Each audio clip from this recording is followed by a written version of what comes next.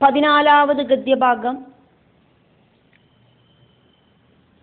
സൂര്യനെ പാത്തോം, ചന്ദ്രനെ പാത്തോം, ശുക്രനെയും புதனையும் பார்த்தோம். இப்போ நம்ம பார்க்கறது செவ்வா அப்படிங்கிற கிரகத்தையாக்கும். புத மண்டலத்திலேருந்து 2 லட்சம் யோஜனை ஒசரத்தில் செவ்வாய் ஸ்திதி பண்ணுறது. அந்த செவ்வாய்க்கு வக்ரகதி சம்பவிக்கலை அப்படின்னாக்கா 3 ചന്ദ്രപക്ഷങ്ങളാൽ, അതാണത് ചന്ദ്രനോട് ഒരു പക്ഷം அப்படிங்கிறது 15 நாள், 2 പക്ഷം കൂടി ചേർந்தானா 30 நாள், 3 പക്ഷം കൂടി ചേർந்தானா 45 நாள். அப்படி செவ்வாய்க்கு வக்ரகதி சம்பவிக்கலை அப்படின்னா 45 நாளா இருக்கிற சந்திரபட்சத்தால, அதாவது 3 சந்திரபட்சங்களால ஒரு ராசி அப்படிங்கிற மாதிரி செவ்வாய் ராசி கட்டத்தை கடக்கிறது. சாதாரணமாயிட்டு அசுபத்தை கொடுக்கிற ஒரு கிரகமாக்கும் செவ்வாய். நன்மையை அவ்வளவா செய்யாது அப்படின்னு இங்கே சொல்லப்படுறது. செவ்வாய் ராசிகட்டத்தில் நன்மையை செய்கிற அவஸ்தகளும் இருக்கு. அதனாலேயாக்கும் இங்கே பிராயேணா அப்படின்னு சொன்னது. ஒரு சில சந்தர்ப்பங்களில் மட்டும்தான் நன்மையை செய்யும், மற்றபடி அசுபத்தை கொடுக்கிற ஒரு கிரகமாக்கும் செவ்வாய்.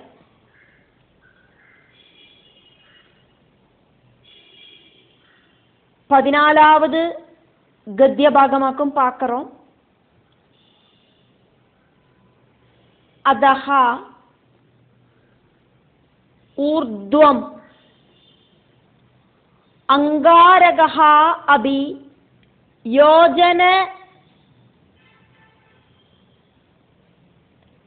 லட்சஹ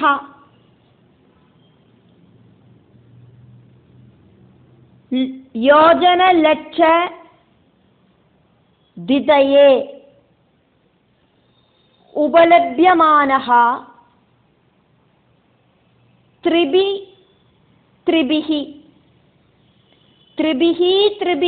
பட்சைஹி ஏகஷஹ ராசீன்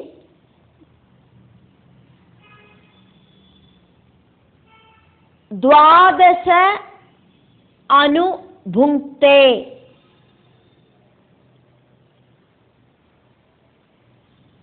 यदि न वक्रेण अभिवर्तते प्रायेण अशुभग्रहः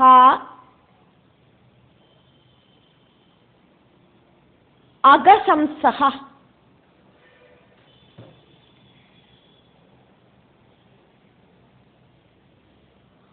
अद ऊर्ध्वम् अंगारगः अभि योजन लक्ष दिदये उपलभ्यमान त्रिभिः पक्षैरेकैकशो राशीन् द्वादशानुभुङ्क्ते यदि न वक्रेणाभिवर्तते प्रायेण अशुभग्रहो अगशंसः. अशुभग्रहः अगशंसः. प्रायेणाशुभग्रहो अगशंसः. अद ऊर्ध्वमङ्गारगोऽपि योजनलक्षद्विदय उपलभ्यमान त्रिभिः पक्षैरेकैकशो राशीन् द्वादशानुभुङ्क्ते यदि न वक्रेणाभिवर्तते प्रायेणाशुभग्रहो அகசம்சஹ.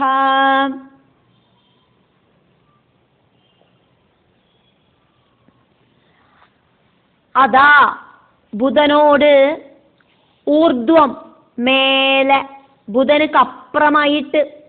നമ്മൾ സൗരയൂഥത്തിലെ ഗ്രഹങ്ങളോട് സഞ്ചാരപഥത്തെ നമ്മൾ സ്റ്റാർട്ടിങ്ങിലേ പാത്തോ.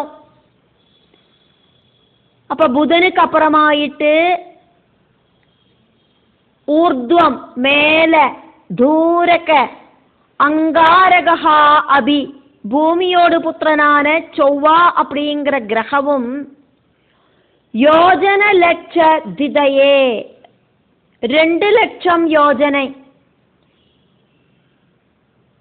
டிஸ்டன்ஸ்ல உபலப்யமானஹ കാണപ്പെടുறது. ത്രിഭിഹി ത്രിഭിഹി പച്ചൈഹി, 3 പക്ഷങ്ങളാല്, ഒരു പക്ഷം 15 നാൾ, 3 × 15 45 നാളുകളാല്, ഏകശ ഓരോന്നായിട്ട് ഒവ്വൊന്നായിട്ട് സ്റ്റെപ്പ് ബൈ സ്റ്റെപ്പായിട്ട് 12 ராசிம், ராசி சக்கரத்தில் இருக்கிற ராசிகளை அனுபுங்தே, செவ்வாகிரகம் அப்படி கடக்கிறது. ஒரு ராசி கட்டம் அப்படிங்கிறது 30 டிகிரி.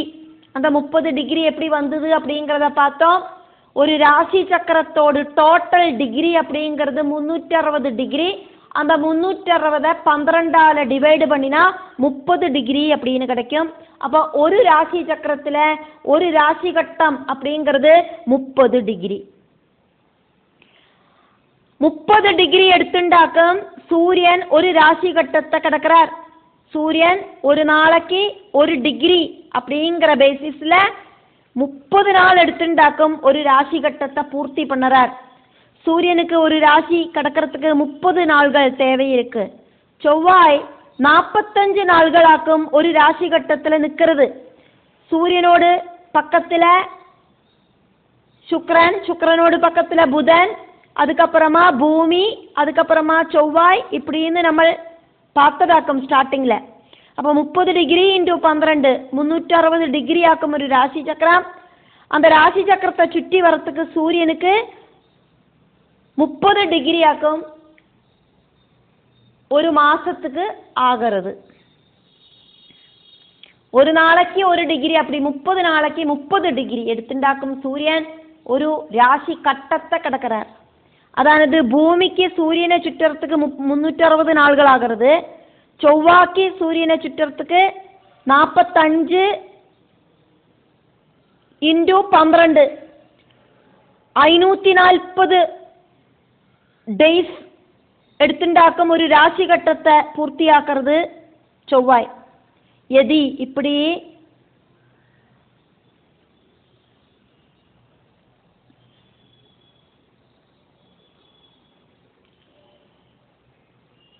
ന വക്രേണ കുജൻ വക്രഗതിയില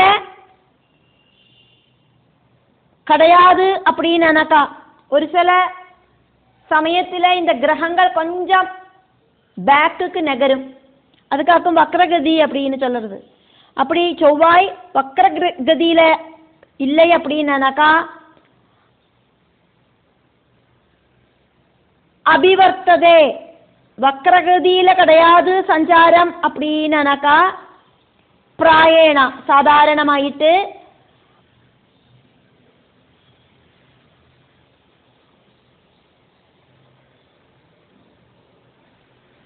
45 நாள்கள் எடுத்துண்டாக்கும் ஒரு ராசி கட்டத்தை செவ்வாய் கடக்கிறது. சாதாரணமாயிட்டு பிராயணா சாதாரணமாயிட்டு அகசம்சஹா தோஷத்தை கொடுக்கறதான பாபகிரகா பாபகிரகமாக்கும் செவ்வாய்.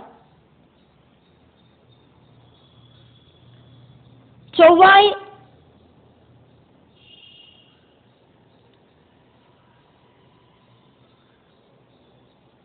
வக்ரகதியிலே ஆக்கும் உள்ளது அப்படின்னா 540 நாள்களை விட ஜாஸ்தி ஆகும் செவ்வாய் ஒரு ராசி சக்கரத்தை சுற்றி வரத்துக்கு. வக்ரகதி கிடையாது அப்படின்னா செவ்வாய்க்கு സഞ്ചരിக்கிறதுக்கு 540 நாள்கள் போரும். இப்போ 12 ராசிகளும் செவ்வாய் கடக்கிறதுக்கு வக்ரகதி இல்லை அப்படின்னாக்கா 540 நாள்கள் போதும். வக்ரமாகிறத கொஞ்சம் நாள்கள் ஜாஸ்தி ஆகும்.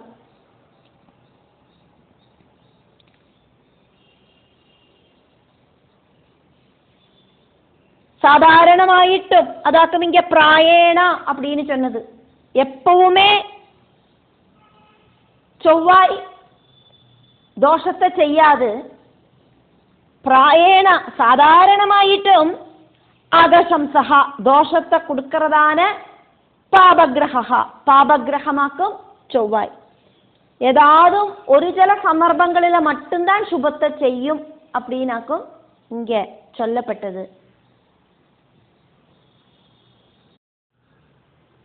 15வது கத்திய பாகம். ததஹா உபரிஷ்டாது द्विलक्ष योजन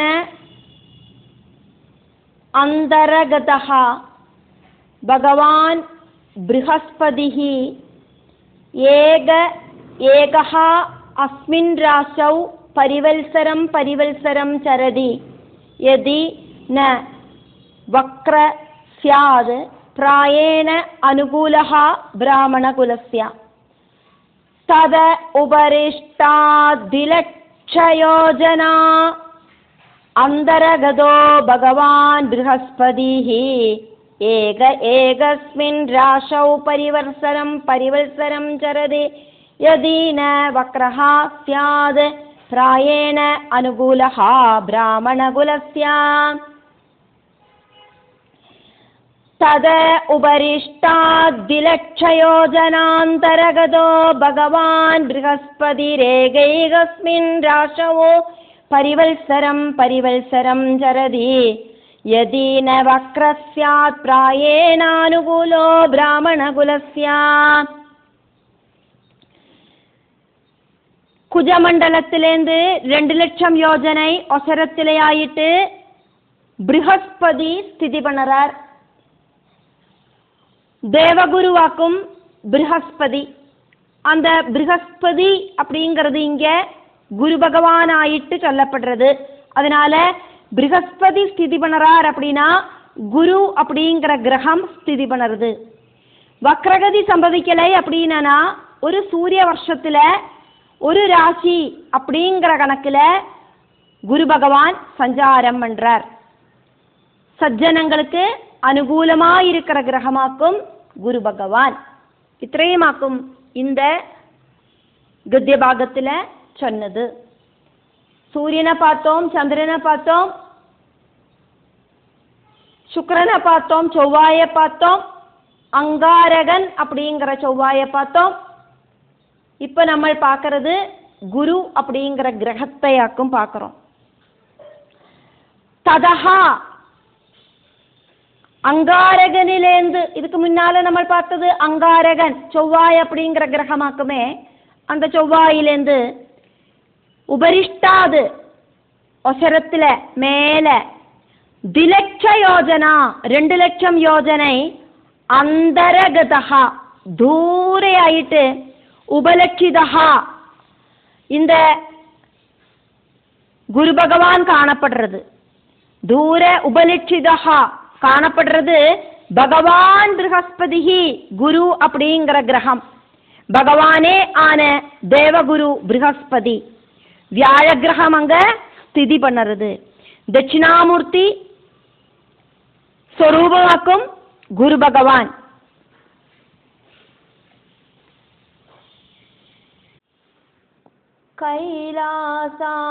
कैलासादृशकोणे सुरविडबितटे स्फाटिके मण्डपे सन्मादङ्गारादि